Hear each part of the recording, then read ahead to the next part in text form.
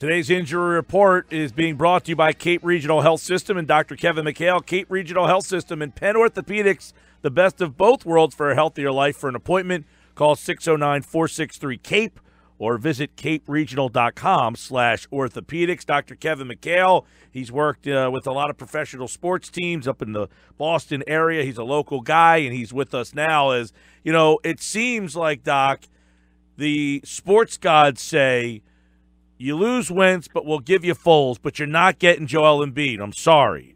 Should we be concerned that we potentially have seen the end of Joel Embiid for this season? You know, I think as frustrating as it is for all of us Philly fans here that he has this kind of significant injury, I think there's a good chance that we can see him at some point in this postseason. Now, I think it's very unlikely that we're going to see him during the regular season. Typically, with these injuries, the recovery time is at least 2 to 4 weeks to recover from. And with the surgery, it's expected to be a little bit longer. But, with the 2-week timeline getting us right to that first round of the playoffs, it's very possible that we see him either in that first round or hopefully if the Sixers advance, definitely by that second round. When we talk about eye socket fractures, it's the main concern is obviously with the vision, and people can get blurred vision depending on if it changes the position of the eyeball in the socket, and that's one of the reasons why they need surgery. If it's a real large fracture or if it's displaced, these are just some of the reasons why they need surgery. A lot of these other ones can be treated non-operatively. But if we do see him back out there, I definitely would expect to see him wearing a mask, for this little Phantom of the Opera mask to protect it, because these are pretty thin, delicate bones that can be at risk for re-injury. So he'll definitely be coming back out in a mask. Yeah, Doc, he suffered an orbital fracture and a concussion. So there's a couple of things here. Number one, I did a little research and saw that some of these guys who have had orbital fractures, other NBA players, missed like a game 2. I think Rondo missed 3.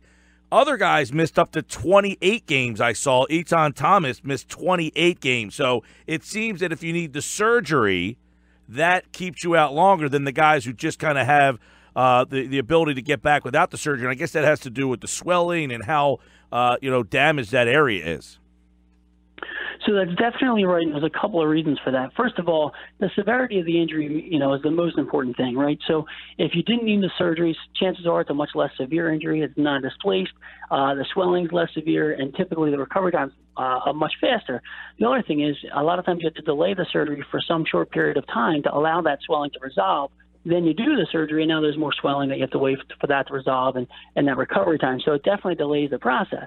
Now, on the bright side, we have seen Russell Westbrook.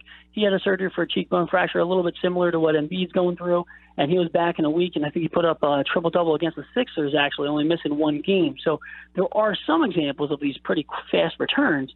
So if you have even with the surgery, if it goes smoothly, the swelling isn't too significant and resolves quickly, there's no problems with the vision, we can see players back out on the court in about 2 weeks or so with that protective mask. But the problem is if it's a more severe injury, a lot more swelling, things don't go perfectly smoothly, there's a problem with the vision, that's when you see that delay in return to play. Does the concussion delay anything? Does that delay the surgery at all, or is that not a factor? It honestly shouldn't be too much of a factor. So in general, we know that head injuries can delay a surgery. But typically we're talking about severe head injuries like traumatic brain injuries where you have a head brain bleed or something like that where a patient's critically ill and you have to delay a surgery. From a concussion, that's just a head trauma from that impact. And sometimes we do see these with orbital bone fractures. You get these socket fractures for 2 different reasons. Sometimes it's actually getting poked in the eye that causes the fracture. And the eyeball doesn't rupture, but what it does is it breaks the bottom floor of the socket. And that's one reason. Now, you don't usually see a concussion with those because there's not as much force. Now, in Embiid's injury where Markelle Fultz running straight into his head, that's a pretty big collision. That's a much higher risk of getting a concussion, too. The good news is, in and of itself, concussion recovery times are around 1 to 2 weeks, and it really shouldn't delay too much since that's the shortest recovery line that you'd expect to see with this type of fracture anyway. So I don't think the concussion will add too much time. Hopefully he can be on that early side, that 2-week window, so we see him in that first round of playoffs.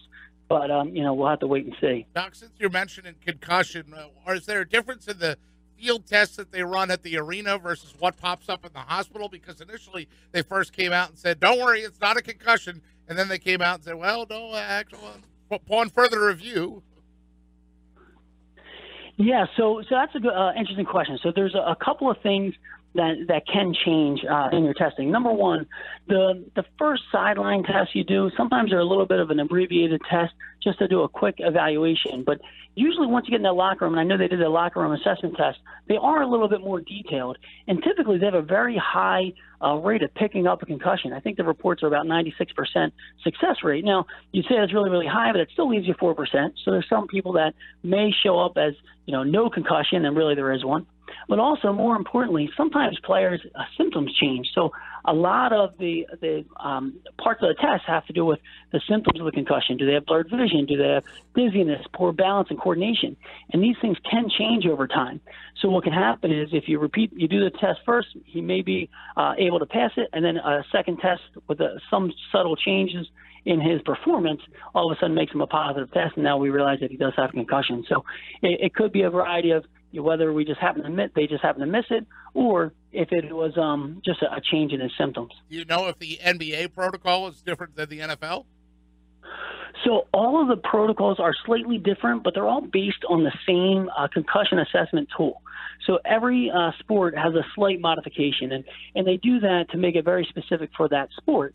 I have the most experience with the NFL concussion assessment tool, and they have a very detailed assessment tool that's kind of based on exactly, a lot of the stuff actually does cross sports. Who was the score of the last half? Who'd you play last week? All these little questions that can cross any sport, but also the balance and testing, that's the same across any sport. So there's a lot of stuff that's very, very similar with just a few subtle tweaks for each individual pro sport.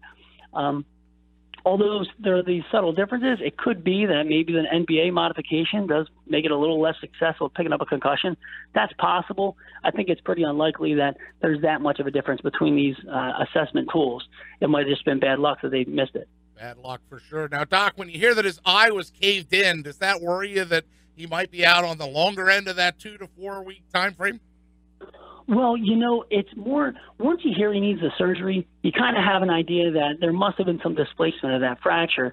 And in his case, it was caved in because it was likely that rim of the socket got pushed back in and depressed, and that's why he needs the surgery. So once you know that, once you know there's some depression or some displacement of the fracture site, that's when you're concerned that, he might need surgery, and we know that surgery makes it a little bit of higher risk for a delayed recovery.